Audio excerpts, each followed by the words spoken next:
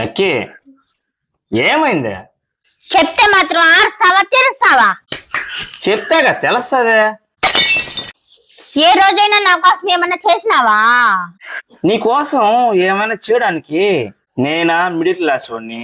మా ఇంట్లో ఒక 20 కేజీల బస్తా మాకు 2 నెలలు వస్తుంది.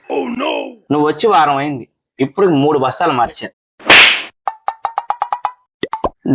డబ్బులు కూడా లేవు నీకు ఇద్దామంటే.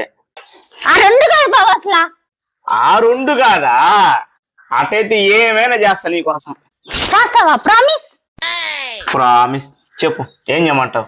ఏమి లేదు బావా, అక్క ఆరిబాబుని నా చిట్టికన్నే.